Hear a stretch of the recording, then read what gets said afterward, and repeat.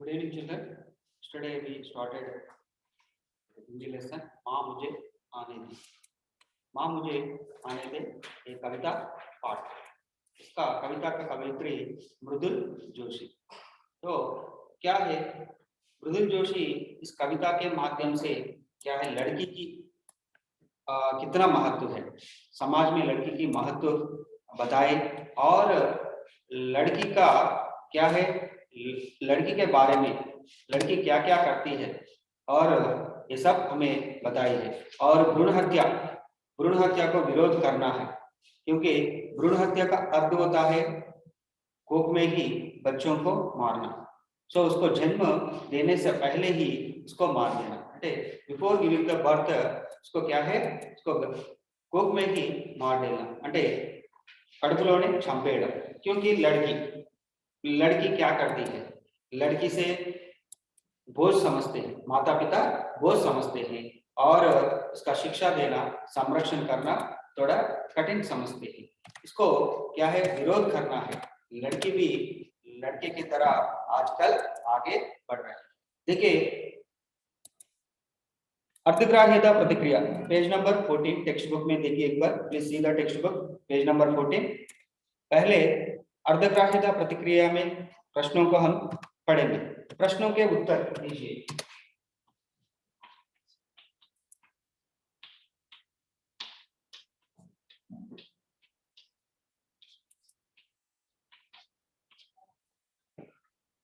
प्रश्नों के उत्तर हम पढ़ेंगे। पहला प्रश्न है, माँ मुझे आने दे कविता आपको कैसी लगी और क्यों? माँ मुझे आने दे कविता आपको कैसी लगी, మీకు ఎలా అనిపించింది, ఆ కవిత మీకు చదివితే ఎలా అనిపించింది, హౌ యు ఫీల్, సో क्यों, व्हाई? माँ मुझे आने दे आप जनरल में लिख सकते हैं, कविता बहुत अच्छी लगी, लड़की के बारे में अच्छी बताई, भ्रूण हत्या को रोकने के लिए अच्छा संदेश दिया है कवयित्री ने, इस प्रकार हम लिख सकते हैं।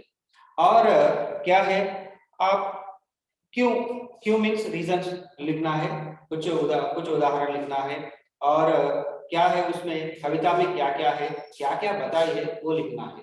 लड़की घर की शोभा है, लड़की लड़के के तरह हर काम करती है। सो वैज्ञानिक युग है, लड़के के साथ भी वो आगे बढ़ रही है।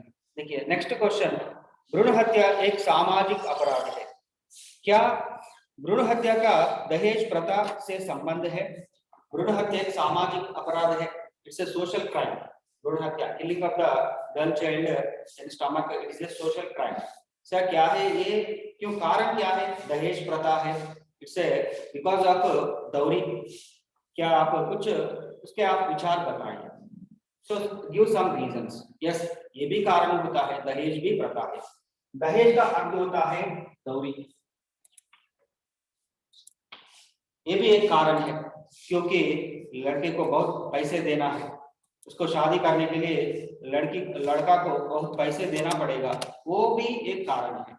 सो ये भ्रूण हत्या का ये भी एक कारण है, क्योंकि कुछ गरीब लोगों ने, माता पिता ने उसको शादी करने में बहुत मुश्किल होते हैं, इसको हटाने के लिए, उस समस्या से दूर रहने के लिए वो क्या करते हैं, लड़की को जन्म देने के लिए सोचते हैं, ये भी एक प्रथा है। It's also one of the reason. Next विषय पर आप चर्चा कीजिए, అంటే ఇక్కడ మనము एस्से टाइप లో రాసుకుంటే फर्स्ट भ्रूण हत्या అంటే ఏంటి, व्हाट इज भ्रूण हत्या? भ्रूण हत्या का डेफिनेशन लिखना है। भ्रूण हत्या का अर्थ होता है अजन्म बेटी को कोख में ही मारना, अजन्म बेटी को कोख में ही मारना ही भ्रूण हत्या है, ये पहला सेंटेंस है। उससे पहले हम कवि परिचय भी लिख सकते हैं, मृदुल जोशी, उसके कांटों के दाम में, उत्तराखंड में कांटों के दाम में जन्म हुआ है और उनकी रचनाएं समकालीन हिंदी काव्य में आम आदमी, इन दिनों, शब्दों के क्षितिज से, ये अब रचनाएं भी लिखना है। और क्या है, लड़की की विशेषता बारे में कुछ लिखना है। क्या है, विषय प्रवेश में है, वेदों में लड़की की तुलना क्या है, देवता से किया गया है, और जहाँ श्री महिला वास होता है वहां क्या है, देवता बसते हैं, और इस प्रकार लिखना है। और क्या है, भ्रूण हत्या का कारण क्या है, what is the reason of भ्रूण हत्या, लिखना है। भ्रूण हत्या का कारण क्या है, दहेज प्रथा है, माता पिता बोझ समझते हैं, गरीब माता पिता बोझ समझते हैं, दे आर फील बर्डन, और उसकी रक्षा देने में थोड़ा सोचते हैं, और उसके शादी करने में, उसके क्या है भलाई करने में लिए थोड़ा मुश्किल समझते हैं। इस प्रकार लिखना है। और इसका कंक्लूजन क्या देना है? कंक्लूजन देना है बालिका का जन्म देना हमारा क्या है, वो हम भाग्य समझना है। बालिका को, लड़की को जन्म देना भाग्य समझना है। भ्रूण हत्या पर रोक लगाना है। और लड़की के बारे में क्या है, माता पिता को, गरीब बच्चों, गरीब माता पिताओं को उसको समझाना है।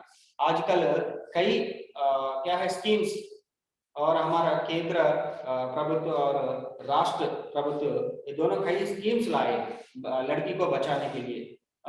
शादी मुबारक, कल्याण लक्ष्मी, आंध्र प्रदेश में अम्मा ओडी, और हमारा प्रधानमंत्री बेटी बचाओ बेटी पढ़ाओ, ऐसे ज्यादा से ज्यादा स्कीम्स लाया है।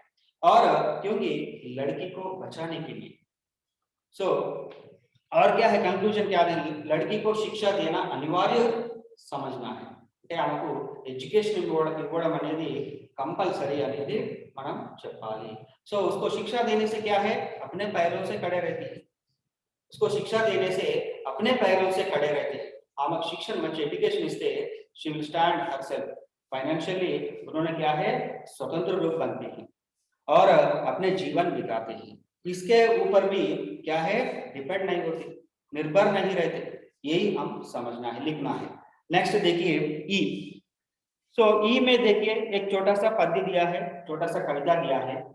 देखिए एक बार हम कविता को देखेंगे। यह मेरी गोदी की शोभा, यह मेरी गोदी की शोभा, यह मीन्स दिस वन, यह मेरी, मेरी అంటే మైండ్, गोदी की शोभा है। शोभा मीन्स ब्यूटी, गोदी मीन्स ల్యాప్, ఒడి। ఇది నా ఒడికి అందాన్ని ఇస్తుందట। సో లాస్ట్ లో మనం తెలుసుకుందాం ఎవరి గురించి అన్నాం। సో సుఖ్ సుహాగ్ है లాలి, సుఖ్ సుహాగి లాలి, ఆనందాన్ని బంగారాన్ని ఇచ్చేటువంటి ఒక లాలి, ముద్దు బిడ్డ। और మనోకామన మత్వాలి, కోరికలు తీర్చేటువంటి ఒక దేవత। నెక్స్ట్ దీప్ శిఖా है अंधकार में, अंधकार मीन्स चीकटी, डार्कनेस। उसमें क्या है, वो डार्कनेस में दीप शिखा है यानी उजाला है, लाइट। चीकట్లో వెలుతురునిస్తుందట। नेक्स्ट वह घटा की उजियाला बनी, घटा की उजियाला मीन्स, घटा मीन्स बादल। वो बादलों में, काले बादलों में क्या दिखाई देता है, क्या है थंडर, और वो क्या है उजियाला जैसी दिखाई देता है। और उषा है कमल भृंग की, कमल, कमल लोटस फ्लावर, क्या है उसके ऊपर सूरज किरण गिरने से ही वो क्या है फूल खिलते हैं। सूर्य किरणाలు పడగానే అది పుచ్చుకుంటుంది। అలాగా ఏంటిది కమల బృందానికి, ఒక కమల పుష్పానికి సూర్యుని లాంటిది। और है पतझड़ की हरियाली, पतझड़, पतझड़ मीन्स पत मीन्स लीफ, जड़ मीन्स फॉल डाउन, यानी लीफ फॉल डाउन सीजन लो हमें ग्रीनरी आता। So that one greenery. सो एक किसके बारे में बताया, कवयित्री क्या है, सुभद्रा कुमारी चौहान जी लिखा है। ये सुभद्रा कुमारी चौहान जी लिखा है। क्या है, अंधकार में उजियाला है। और क्या है, यह मेरी गोदी की शोभा है, सुख सुहाग की लाली है, शाही शान भिखारिन की है। भिखारिन मीन्स फीमेल बेगर, भिखारिन, भिखारी, भिखारिन।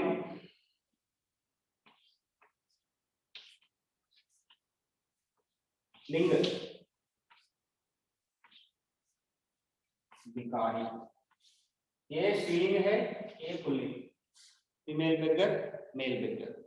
सो भिखारिन, भिखारिनी को भी क्या है शान यानी रॉयल्टी देती है। तो राजा का जैसा वैभव देती है, किसको, भिखारिनी को।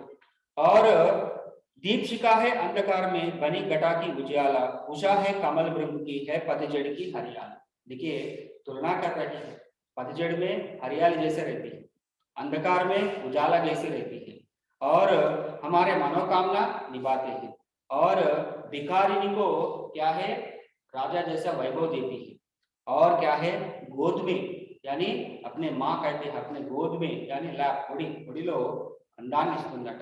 ये कविता लिखा है सुभद्रा कुमारी चौहान। नीचे कुछ प्रश्न दिया है, 5 प्रश्न, गिवन सम क्वेश्चंस। कवयित्री बेटी को किसकी शोभा मानती है? किसकी शोभा मानती है? पहला लाइन में देखिए, गोदी की शोभा అంటే ఆమె ఒడికి అందాన్ని ఇస్తుంది. అమ్మ తల్లి పిల్లను తన ఒడిలో కూర్చునిపెట్టుకుంటే అందాన్ని ఇస్తుంది. అమ్మ ఆ పాప చీకట్లో వెలుతురునిస్తుంది. ఆ పాప ఒక పేదరాలికి రాజవైభవాన్ని ఇస్తుంది. ఆ పాప అంధకారంలో వెలుతురునిస్తుంది. ఆ పాప కమల బృందానికి ఎలాగైతే మెచ్చుకుంటుందో ఆ విధంగా సూర్యకిరణంగా ఉపయోగపడుతుంది. ఇంకా లాస్ట్‌కి ఏమంటుంది, పత్తిజడిమే హరియాలి. లీఫ్ ఫాల్ డౌన్ సీజన్‌లో మనకి ఎక్కడ గ్రీనరీ కనబడదు. మొత్తం ఆకులన్నీ రాలిపోయి ఉంటాయి. It's called leaf fall down season. ఆ సీజన్‌లో గ్రీనరీగా కనబడుతుంది. సో आदि कवयित्री सुभद्रा कुमारी चौहान ने बेटी को उसी प्रकार तुलना किया है। दीपशिखा से तुलना किया है, उजाला से तुलना किया है, उषा से तुलना किया है, शाही शान से तुलना किया है, गोद की शोभा से तुलना किया है और क्या है, पतझड़ में हरियाली से तुलना किया है। कौन? सुभद्रा कुमारी चौहान कवयित्री। वह अपनी शान का कारण किसे मानती है? कवयित्री తన గొప్పతనానికి ఎవరిని కారణంగా చూపెడుతుంది? ఎవరిని కారణంగా చూపెడుతుంది? తన రాయల్టీ కోసం ఎవరిని రాయల్టీ, సో రాజా వైభవానికి ఎవరిని కారణంగా చూపెడుతుంది? బేటీको। देखिए हर एक क्वेश्चन का आंसर एक ही उत्तर आ रहा है। कवयित्री बेटी को किसकी शोभा मानती है? पहला क्वेश्चन का शोभा, गोद की शोभा, गोद की शोभा।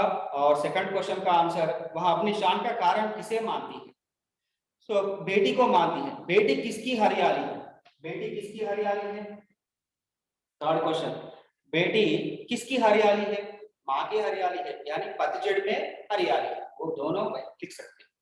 सो क्या है, पतझड़ में हरियाली है అంటే లీఫ్ ఫాల్ డౌన్ సీజన్ లో గ్రీనరీగా కనబడుతుంది. నెక్స్ట్ इस यह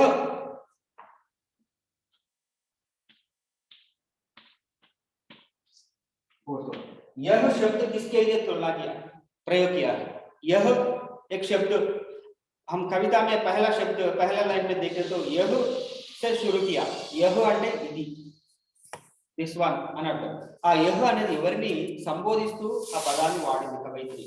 यह बेटी के लिए उपयोग किया, यह शब्द बेटी के लिए उपयोग किया है इस कविता में. और इस पद्यांश की कवयित्री कौन है? कवयित्री कौन है इस पद्यांश की? अंत में दिया है सुभद्रा कुमारी चौहान. सो ये अनरीड पोएम है. सो अपठित गद्य के रूप में बोर्ड एग्जाम में इस प्रकार क्या है कविताएं देते हैं. नीचे तो जो प्रश्न दिया है उसी प्रकार प्रश्न पूछते हैं. इसको थोड़ा सा ध्यान से पढ़िए, आप खुद प्रश्नों के उत्तर लिखने का प्रयास करें. Please read carefully this one and try to make that answers for 5 given questions. Next, माँ मुझे आने दे कविता समाज की किस स्थिति के बारे में बताती है? लिखिए.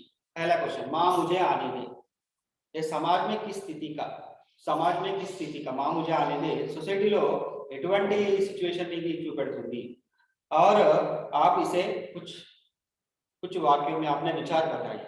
क्या है, मैंने पहले बोला है कवि परिचय लिखना है और लड़की की विशेषता के बारे में वेदों में श्री की तुलना देवता से किया है और जहाँ श्री रहती है वहाँ देवता बस जाती है. और क्या है उसी प्रकार लिखना है. और लड़की से जन्म देने से क्या क्या क्या फायदा है और ये भी लिखना है. और भ्रूण हत्या का डेफिनेशन क्या है वो भी लिखना है. भ्रूण हत्या क्यों कर रहे हैं वो भी लिखना है. भ्रूण हत्या क्यों कर रहे हैं मैंने पहले बताया. दहेज बोझ समझते हैं, उसकी शिक्षा देना, उसकी संरक्षण करना थोड़ा मुश्किल समझते हैं, ये सब लिखना है. नेक्स्ट, भ्रूण हत्या एक सामाजिक मानवीय अपराध है. अपने विचार बताइए. फिर से भ्रूण हत्या అనేది ఒక సొసైటీ పరంగా చూసుకున్నా, హ్యుమానిటీ పరంగా చూసుకున్నా, it's a crime. Right few sentences आपके विचार बताइए. Right your thoughts about that question. पहले से उसी प्रकार कई परिचय और विषय प्रवेश और भ्रूण हत्या का अर्थ क्या है और भ्रूण हत्या का कारण क्या है, भ्रूण हत्या रोकने के लिए आपका सुझाव क्या है, to stop the killing of the girl child, what is your opinions, please write that. So और बालिका शिक्षा देना, इस प्रकार हम कंक्लूजन भी देख सकते हैं। नेक्स्ट, इस विषय पर किसी महिला का एक साक्षात्कार तो लिए साक्षात्कार लेने के लिए एक प्रश्नावली तैयार कीजिए। साक्षात्कार का अर्थ होता है इंटरव्यू। सो कुछ 5 प्रश्न तैयार कीजिए, 5 प्रश्न तैयार कीजिए। बोर्ड एग्जाम में पार्ट 75 मार्क्स में अंत में यही आते हैं। इस प्रकार है, क्या है ये, लेटर या साक्षात्कार या पोस्टर या कुछ स्लोगन्स और नारे, देशभक्ति की संबंधित नारे और कुछ क्या है, इस प्रकार हम पूछते हैं। ये भी एक विधा है। साक्षात्कार का अर्थ होता है इंटरव्यू। इंटरव्यू से संबंधित कुछ प्रश्न तैयार कीजिए किसी महिला का अबाउट भ्रूण हत्या, क्या है, किस प्रकार प्रश्न पूछते हैं आप, किस प्रकार प्रश्न तैयार कीजिए, किस प्रकार प्रश्न पूछते हैं, which type of questions you are asked to that lady। सो भ्रूण हत्या ऐसा क्यों हो रहे हैं, भ्रूण हत्या को रोकने के लिए आप क्या क्या है योजनाएं लाए हैं। सो ये भ्रूण हत्या पर क्या है विश्व क्या क्या भारत सरकार ने किस प्रकार की योजनाएं बनाई है, आपका भ्रूण हत्या को रोकने के लिए आप क्या करते हैं, आपका सुझाव क्या है, इस प्रकार प्रश्नावली आप तैयार कर सकते हैं। और देखिए नीचे एक छोटा सा पोस्टर दिया है। पोस्टर का मुख्य उद्देश्य है अनपढ़ पढ़ व्यक्ति दोनों आसानी से समझ सकते हैं, educated uneducated both will understand easily. इसको क्या है, एक हेलमेट का दिया है, एक गाड़ी दिया है। सो अनपढ़ व्यक्ति भी आसानी से समझ लेते हैं, अनएजुकेटेड पर्सन కూడా చాలా ఈజీగా అర్థం చేసుకుంటాడు। Wear helmet while riding the bike, wear seat belt while riding the car. So एक हाथों में एक क्या है, एक छोटा सा पौधा है, ऐसा पोस्टर आपको रोड पे दिखा है। सो उसको क्या है, हमारा मन में एकदम घुस जाते हैं, అది ఒకటేసారి మనలోకి చాలా అద్భుతమైన మెసేజ్ ఇస్తుంది। సో చాలా గంభీరమైనటువంటి మెసేజ్ ఇస్తుంది। क्या है, पेड़ पौधों को संरक्षण करना। उसको कोई భాష का जरूरत नहीं, దానికి ఏమి కొటేషన్స్ ఏం అవసరం లేదు। by seeing that picture he can understand easily, he had to protect the tree। सो क्या है, उसी प्रकार मुख्य उद्देश्य यही है। सो पोस्टर का मुख्य उद्देश्य यही है। देखिए एक बैलेंस है, बैलेंस में एक साइड में लड़की है और एक साइड में लड़का है, और दोनों को कोई एक नीचे है ऊपर है ऐसा नहीं है, समान है। So both are equal. So देखने में दोनों समान है, उसका आसानी से समझ लेते हैं, क्या है, लड़का हो लड़की दोनों समान है। सो बॉय और girl both are equal. So by seeing that one we can understand easily। उसके भाषा की जरूरत नहीं, no need the language for understanding that poster। so posters are very so क्या है, effective, क्या है, बहुत प्रभावशील होते हैं। अभी మనకు डीप గా అర్థం అవుతాయి, डीप मैसेज ఇస్తాయి। देखिए नेक्स्ट भाषा की बात, अगर भाषा की बात देखें तो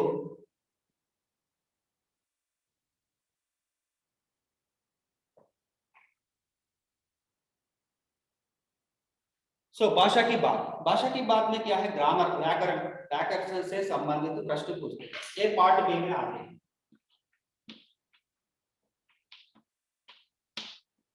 चार ऑप्शंस देते हैं, एक वाक्य देते हैं, उसके 4 ऑप्शंस देते हैं, मल्टीपल चॉइस 4 ऑप्शंस, उसमें एक उत्तर समान होते हैं। आप सोच समझकर उसको आंसर करना है, अगर गलत करें तो 1 मार्क छूट जाएगा, 1 मार्क क्या है, निकल जाएगा। इसलिए बहुत सोच समझकर पूरा पढ़ना है, पढ़ के समझ के लिखना है। और क्या है, भाषा की बात में पहला दिया है फर्स्ट वन, खुशबू कामा समुंदर कामा दम्ब। ये पर्याय शब्द लिखिए, पर्यायवाची शब्द, पर्याय मीन्स उस शब्द का और एक समान अर्थ, इक्वल मीनिंग वर्ड। सो खुशबू, खुशबू का अर्थ होता है महक, सुवासन, फ्रेग्रेंस, महक, सुवासन, ये दोनों आते हैं। नेक्स्ट समुंदर,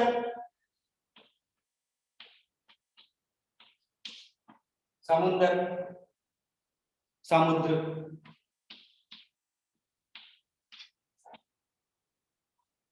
सो जलधि, ये भी आते हैं, जलधि అంటే జలాన్ని కలిగి ఉన్నది, जलधि, ये दोनों पर्याय शब्द है। और नेक्स्ट दंभ, पिता के दंभ, दंभ होता है गर्व, प्राउडनेस या अखड़, अखड़, ये पर्याय शब्द कहते हैं।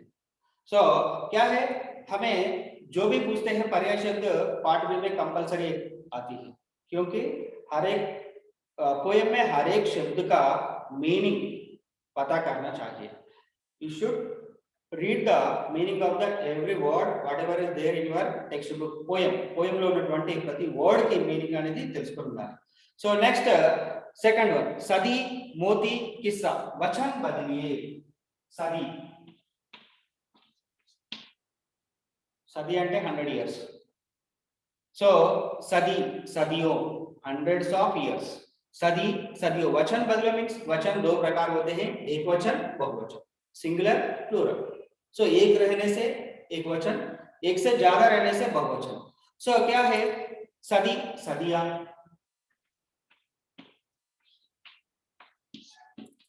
तो एक वचन में ई की मात्रा आता है, बहुवचन में ई की मात्रा होता है। इस प्रकार आया है ना, वो इस प्रकार आती है। लड़की, अगर देखिए लड़कियां, लड़की, लड़कियां। देखिए ई की मात्रा एक वचन में इस तरफ है, और ये ई की मात्रा है, इधर ई की मात्रा या हुआ है। सो लड़की इस प्रकार रहते हैं। नेक्स्ट किस्सा, किस्सा मीन्स स्टोरी, किस्सा, किस्से, स्टोरीज, एक वचन, बहुवचन। और नेक्स्ट उद्दंडता, विशेषता, कोमलता, कोमलता, मधुरता। ता प्रत्यय का प्रयोग समझिए, 3 और शब्द बनाए। ता,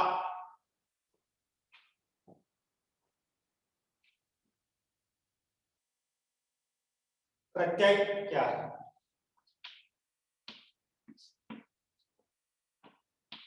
सफिक्स।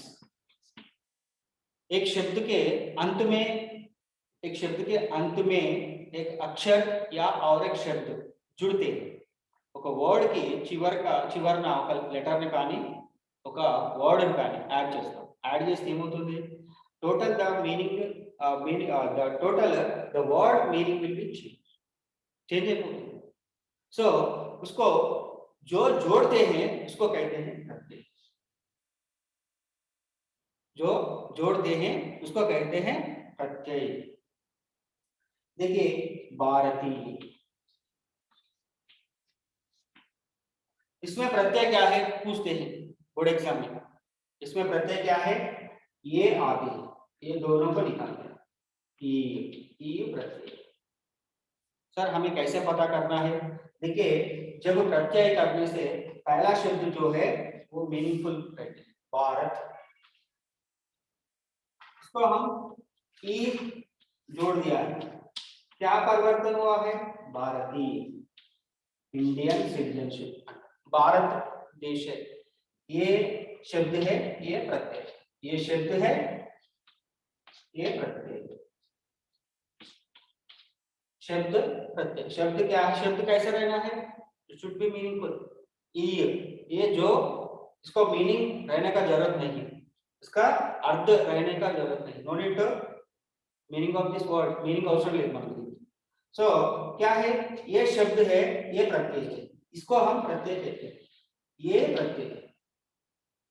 सो क्या है, ये लेटर सीधा हम इसको याद नहीं कर सकते, इसका मात्रा याद करते हैं, इसका मात्रा हम याद करते हैं, तो याद करने वालों को ही प्रत्यय कहते हैं। देखिए हमें क्या क्या शब्द है, सुंदर, उसको ता याद कर, सुंदरता, ब्यूटीफुल, ब्यूटी, सुंदर एक शब्द है, सुंदर, ब्यूटी, इसको ता याद किया, सुंदरता। और एक मीनिंग देने वाला शब्द में పరివర్తన అవుతాయి, ఇంకొక అర్థాన్ని ఇచ్చే పదంగా మారిపోయింది. సో ఏదైతే కలిపామో దాన్ని ప్రత్యయం అంటారు. ఏది కలిపామో కలిపితే ఇంకొక అర్థాన్ని ఇచ్చే పదంగా పరివర్తన చెందిందో ఆ కలిపినటువంటి లెటర్ నే మనము ప్రత్యయం.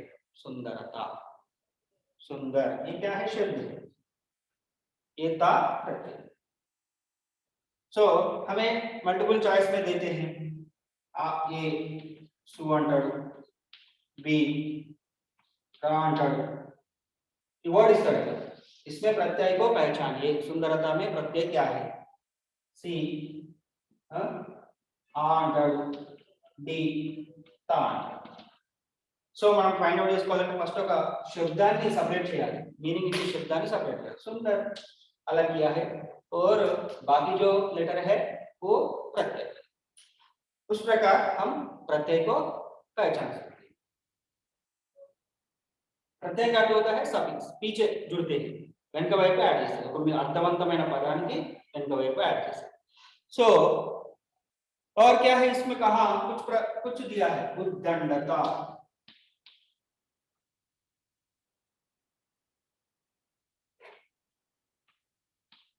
उद्दंडता कामा विशेषता,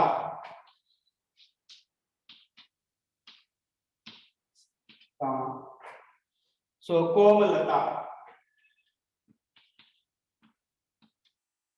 और एक शब्द है मधुरता. मधुरता देखिए उद्दंड एक मीनिंगफुल वर्ड. उद्दंड, उद्दंड అంటే పెంకితనం, పెంకి, उद्दंडता పెంకితనం, పెంకి పెంకితనం. विशेष, विशेष स्पेशल, विशेषता स्पेशलिटी, ता प्रत्यय, ता प्रत्यय. कोमल सॉफ्ट, कोमलता सॉफ्टनेस.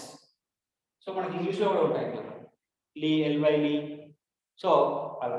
సో మధుర్ स्वीट, मधुरता स्वीटनेस, ता प्रत्यय. सो पहला शब्द क्या है, एक अर्धवंत शब्द है. मधुर इज अ मीनिंगफुल वर्ड, उद्दंड इज अ मीनिंगफुल वर्ड, विशेष मीनिंगफुल वर्ड, कोमल मीनिंगफुल वर्ड. एक शब्द को हम ऐड किया, एक लेटर को ऐड किया, वो ऐड करने से उसमें अर्थ में परिवर्तन आता है. ఒక లెటర్ ని యాడ్ చేస్తే ఆ మీనింగ్ లో కొంచెం చేంజ్ వస్తుంది. సో ఏదైతే యాడ్ చేసామో దాన్నే ప్రత్యయం వెనుక వైపు అలా. सो ये प्रत्यय है, ये प्रत्यय है, ता था. इसमें सभी शब्दों में ता प्रत्यय है. सो మనం పోయంలో చూసుకుంటే చట్కీలా, చటక్ ప్లస్ ఈలా, చమ్కీలా, చమక్ ప్లస్ ఈలా.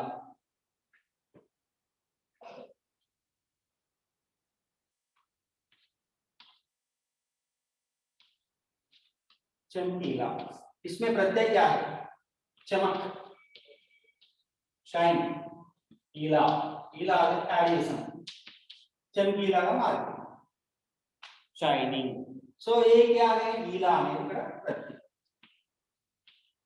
ईला ने प्रत्यय. सो ये है. और कविता से भाववाचक शब्द, भाववाचक शब्द मीन्स ये सभी भाववाचक शब्द है, उसको हम देख नहीं सकते. भाववाचक का अर्थ है उसको हम देख नहीं सकते, फील होते हैं. మామిడి పండు తీయగా ఉంది, తీయగా అనేది భావవాचक शब्द. सो उसको क्या है, हम जो फील होते हैं उसको भाववाचक शब्द कहते हैं.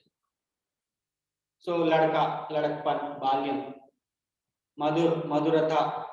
सो इवన్నీ కూడా भाववाचक शब्द. रुकीला, अकड़ीला जैसे शब्द में ईला प्रत्यय है. देखिए मैंने बताया रुकीला, रुक प्लस ईला, अकड़ीला, अकड़ प्लस ईला, ईला प्रत्यय शब्द है. ये देखिए. नेक्स्ट संधि. आज हम कुछ संधि जानकारी करेंगे.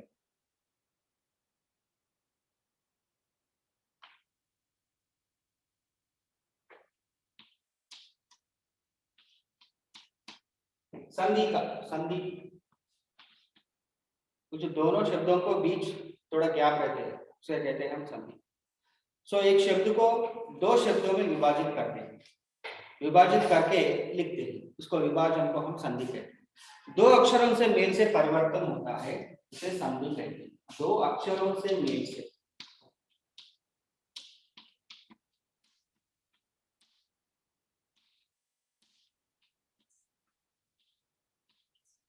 दो అక్షరం से మేల్ से రెండు అక్షరాల కలయికతోటి పరివర్తన అంటే చేంజ్ అవుతుందో దాన్నే సంధి అంటారు.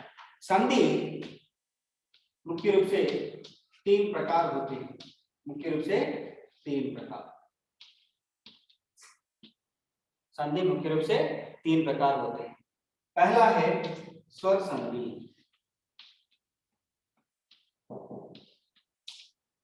दूसरा है व्यंजन संधि. तीसरा है विसर्ग संधि.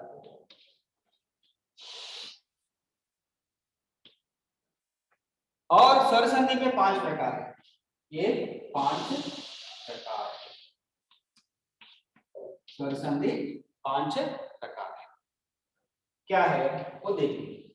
स्वर संधि 5 प्रकार क्या क्या है. सो पहला है दीर्घ संधि और दूसरा गुण संधि और तीसरा वृद्धि संधि. चौथा यन संधि, अयादि संधि. केवल हिंदी में ये 5 प्रकार की संधि होती है. केवल हिंदी में 5 प्रकार की संधि होती है. आज हम दीर्घ संधि, गुण संधि, वृद्धि संधि के बारे में जानकारी करेंगे. दीर्घ संधि देखिए, संधि का अर्थ है, संधि का डेफिनेशन क्या है, दो अक्षरों का मेल से जो परिवर्तन होता है उसे संधि कहते हैं. संधि 3 प्रकार है. संधि कितने प्रकार है? 3 प्रकार. They are 3 types. संधि क्या है, क्या वो क्या क्या है? स्वर संधि, व्यंजन संधि, विसर्ग संधि. स्वर संधि में 5 प्रकार होते हैं. स्वर संधि में 5 प्रकार होते हैं.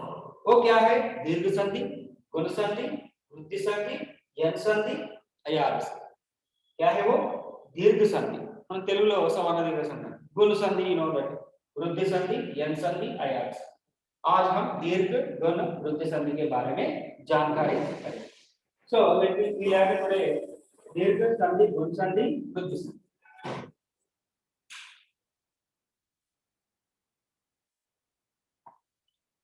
सो क्या है दीर्घ संधि? क्या है?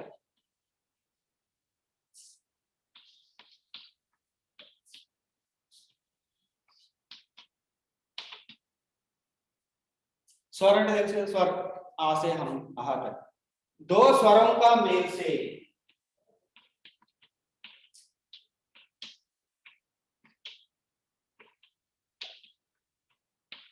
दो स्वरों का मेल से जो परिवर्तन आते हैं उसे दीर्घ संधि कहते हैं. उदाहरण देखिए, इसका दो स्वर क्या है?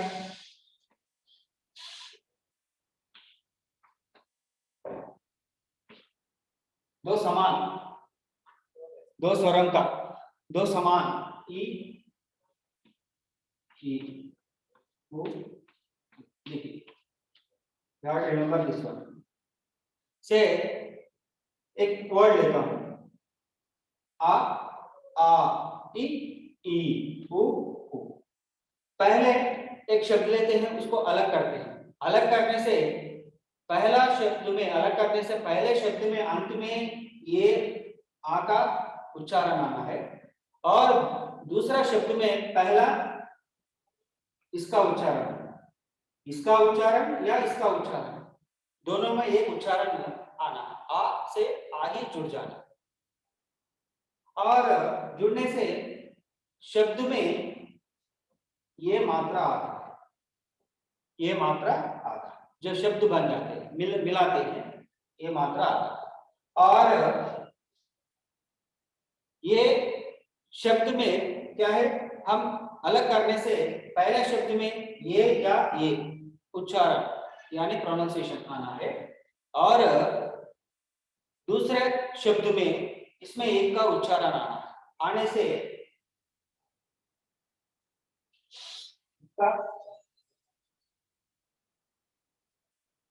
इसका या इसका मात्रा आता है. इसमें इसका या इसका मात्रा शब्द में. देखिए एक बार, पुस्तकालय,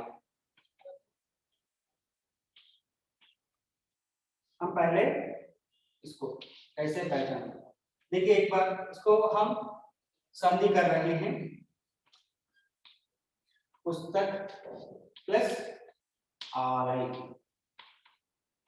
देखिए इसमें पुस्तक का में आ उच्चारण आया है, इधर आ का उच्चारण आया है, यानी दोनों समान स्वर है। और जब शब्द के रूप में बदलने से ये मात्रा में क्या है, आ की मात्रा में उपयोग हुआ, आ की मात्रा आया। सो क्या है ये, दीर्घ संधि कहते हैं, इसको दीर्घ संधि कहते हैं। अंत में पहला शब्द में अंत में आ का उच्चारण और दूसरे शब्द में भी आ का उच्चारण। जब शब्द के रूप में लिखने से, इसको दोनों को मिला के एक शब्द के रूप में लिखने से क्या है, आ की मात्रा क्या है इधर आ गया, पुस्तकालय। देखिए ये दीर्घ संधि है। सो विद्यालय,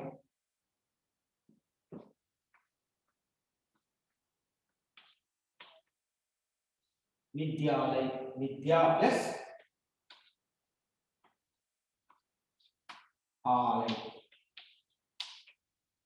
देखिए इधर आ की मात्रा, विद्या आ, इधर भी आ। सो परिवर्तन शब्द लिखने से आ की मात्रा, दीर्घ संधि। ये कैसे होते हैं,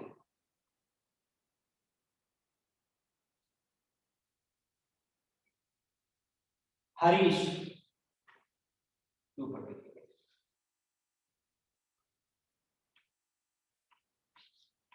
हरीश लिखा, क्या लिखा है, हरीश। इसको संधि विच्छेद करने से हरी प्लस ईश। इधर हरी, रा के बाद ई की मात्रा आया है, इधर भी ई की मात्रा, और जब शब्द के रूप में लिखने से ई की मात्रा लिखा है इधर। देखिए आए ई की मात्रा इस तरफ या ये दोनों में एक ही आया, हरी प्लस ईश। यहाँ भी ई की उच्चारण सुनाई दे रहा है, ई का भी, यहाँ भी ई का उच्चारण सुनाई दे रहा है। जब शब्द के रूप में लिखने से ई का मात्रा आया है, ये भी दीर्घ संधि है, ये भी दीर्घ संधि है। और ये देखिए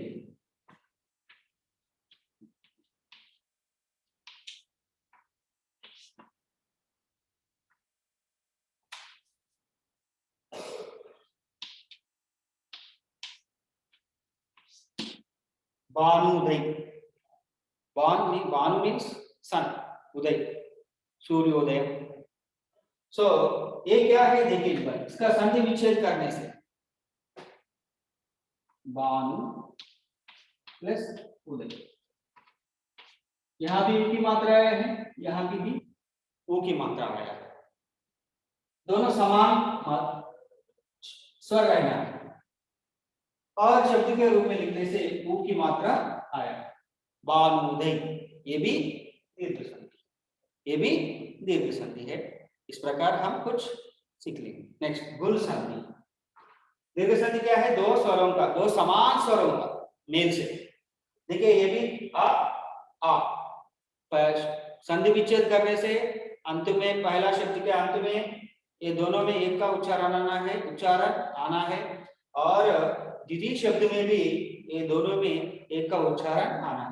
అంటే సంధి విచ్ఛేదం చేస్తే మనకు మొదటి పదంలో చివరిగా ఈ రెండిట్లో ఏదో ఒక ఉచ్చారణ, ప్రొనౌన్సియేషన్ అనేది కంపల్సరీ రావాలి. మనము వర్డ్ గా తయారు చేసేటప్పుడు మాత్రం ఈ మాత్ర అనేది వాడతాం. సో ఆ విధంగా రెండు సమాన మాత్రలతోటి ఒక పదం ఏర్పడింది కాబట్టి ఆకి మాత్రతోటి ఇక్కడ ఒక పదం ఏర్పడింది కాబట్టి ఇది దీర్ఘ సంధి. ఈ రెండిట్లో ఏదో ఒకటి, అంటే మొదటి పదంలో ఇది గాని ఇది గాని, రెండో పదంలో మొదట ఇది గాని ఇది గాని ఉచ్చారణ వచ్చినప్పుడు మనకు ఒక వర్డ్ తయారు చేసేటప్పుడు దీని యొక్క సింబల్ ని వాడతాం. ఇలా వచ్చిన వాటిని దీర్ఘ సంధి అంటే. ఊకి మాత్ర దో సమాన స్వర है ना, సమాన స్వర, రెండు సమాన స్వరాలు. సో మన శబ్దము ఫామ్ చేసినప్పుడు మాత్రం, వర్డ్ ఫామ్ చేసినప్పుడు మాత్రం ఈ యొక్క ఊకి మాత్ర అనేది వాడతాం. సో రెండు సమాన स्वराలు. देखिए आ पहला शब्द में आ का उच्चारण, द्वितीय शब्द में भी आ का उच्चारण, ये दोनों आना है. सो नेक्स्ट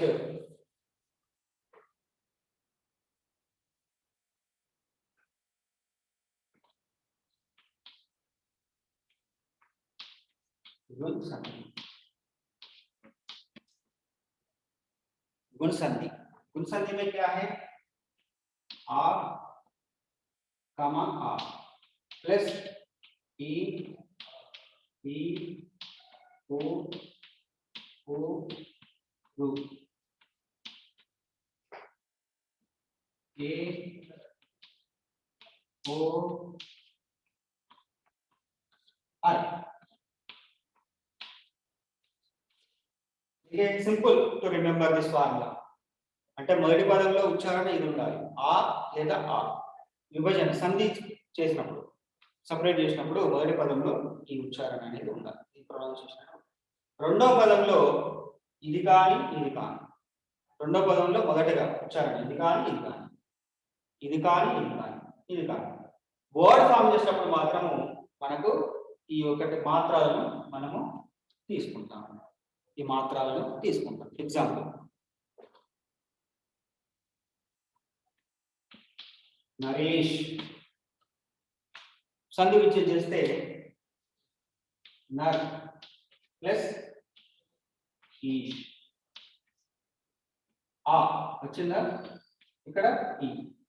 అంటే మొదటి పదంలో వీటి ఉచ్చారణ వచ్చింది, రెండో పదంలో వీటి ఉచ్చారణ వచ్చింది. సో మనం మొదటి పదంలో ఈ ఉచ్చారణ, రెండో పదంలో ఈ ఉచ్చారణ వచ్చినప్పుడు ఇది తీసుకుంటాం. వచ్చింది వర్డ్ కాంబినేషన్ ఏకి మాత్రం వచ్చింది, నరేష్ నరేష్.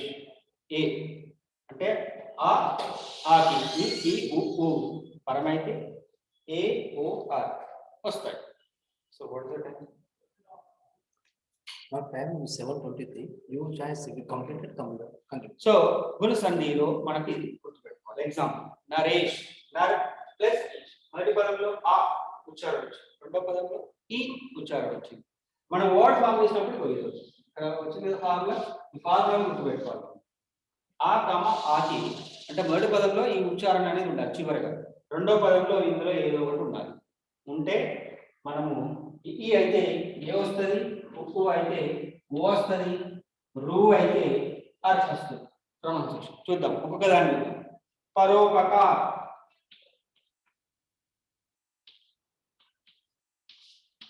पर प्लस उपकार, परोपकार. पर रा आ వచ్చింది ఇక్కడ ఊ వచ్చింది కాబట్టి ఆకి ఊ యాడ్ అయ్యింది, అప్పుడు ఇది వస్తుంది ఓ వచ్చిందండి. परोपकार ओ परोपकार, पर प्लस उपकार परोपकार. అంటే पहले शब्द में क्या है, ये दोनों में एक का उच्चारण आना है.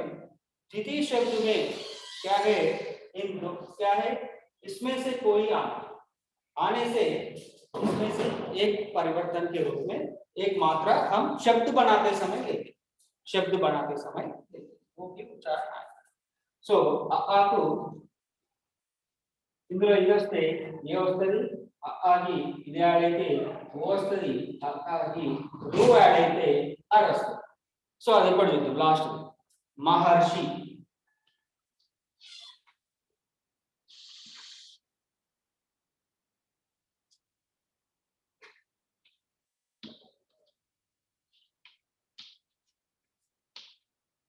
महा प्लस ऋषि, महर्षि. अर्थ వచ్చింది, अर्थ సింబల్ వచ్చింది अर्थ. మహా ఆకి మాత్రం రూ యాడ్ కాబట్టి ఇది వస్తుంది, వర్డ్ ఫామ్ చేసినప్పుడు ఆర్ వస్తుంది. महर्षि महर्षि. सो ये आज हम क्या है संधि और कुछ प्रत्यय जानकारी लिया है, और क्या है और एक पोस्टर देखेंगे आज. एक पोस्टर भी हम जानकारी लिया है. और संधि में मुख्य रूप से स्वर संधि, स्वर संधि में क्या है, संधि मुख्य रूप से 3 प्रकार होते हैं, स्वर व्यंजन विसर्ग. स्वर संधि 5 प्रकार होती है, उसमें 5 प्रकार में आज हम 2 संधि के बारे में जानकारी कर चुके हैं. एक दीर्घ संधि, एक गुण संधि. एक दीर्घ संधि, एक गुण संधि. Okay children, so we will meet another next class. Thank you.